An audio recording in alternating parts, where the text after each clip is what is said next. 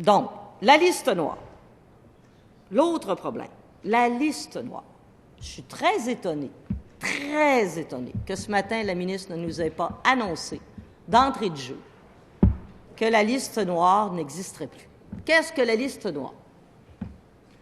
Une fois que la Commission des droits de la personne et des droits de la jeunesse a décidé d'enquêter sur vous, avec les conséquences dont on a parlé, une fois qu'elle a statué et qu'elle dit que vous êtes effectivement coupable d'avoir tenu des propos haineux, un discours haineux ou incitant à la violence. Qu'est-ce qui vous arrive? Bien, vous allez être sur une liste publique. Pas n'importe quoi, là. Pas une liste comme celle des délinquants sexuels que des gens, sur demande, peuvent aller consulter.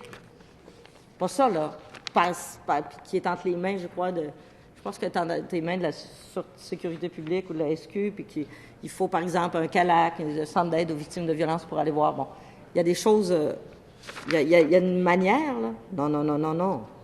C'est une liste. Voici comment on dit. Tenir à jour une liste des personnes qui ont fait l'objet d'une décision du tribunal concluant qu'elles ont enfreint une interdiction prévue à l'article 2, celui interdisant les discours haineux, et la rendre disponible sur son site Internet. La rendre disponible sur son site Internet. La ministre ne nous a pas annoncé ce matin ce que je m'attends, là, ce que je dis, il va disparaître, là, la liste noire. Même pour les délinquants sexuels, on ne fait pas ça.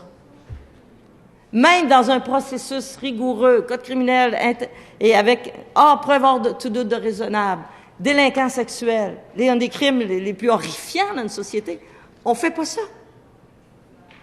Hey, ça va être le fun. On va avoir une liste.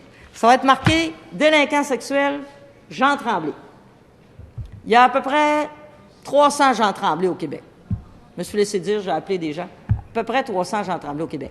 Fait que, délinquant sexuel, Jean Tremblay. Là, tu fais, OK, comment je fais pour le distinguer des autres? Ce que je mets son adresse. Je mets son numéro de centre social. Comment je fais? C'est un Jean Tremblay. Il y en a des centaines au Québec. Fait que, je suis obligée de le faire identifier. C'est fou! C'est complètement fou! Je sais que la ministre a dit, non, on ne sera pas de même. Mais comment? J'attends une solution. J'attends une solution sur la liste. Comment on va faire?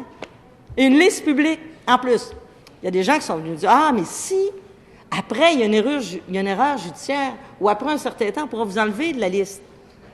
Parce qu'il y a un système au Québec qui s'appelle le système de la réhabilitation. L'éducation, la prévention sont exclus de cette loi. La réhabilitation aussi. Alors, imaginons que vous disparaissez de la liste à un moment donné. La capture d'écran sur Internet, ça existe. Vous êtes marqué à jamais. En plus de la rumeur, en plus de l'opprobre, la capture d'écran, ça existe. Les moyens technologiques actuels sont comme ça. Alors, on n'a même pas ce matin l'annonce que la liste va disparaître. J'en reviens pas. C'est pour ça que je dis, je suis un peu stupéfaite. Je suis prudente. J'essaie de rester dans un climat de collaboration, mais j'exprime les choses qui ont été exprimées par à peu près tout le monde. Même le barreau est contre la liste. Même le barreau est contre la liste. Alors, la liste noire n'est pas disparue. Les amendes.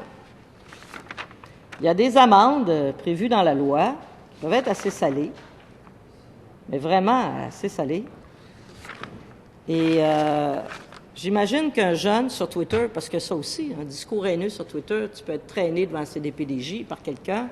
Un jeune se lâche sur Twitter, traîné devant un CDPDJ, l'OPOB, les parents, y a-t-il le processus d'enquête? Oui, ce sont des discours haineux, OK. Sanction, est-ce qu'il va y avoir une amende? Combien? Comment ça va marcher? Est-ce que le jeune va payer? Ça va être ses parents? Complètement fou. Je trouve qu'on est en train d'établir un système de justice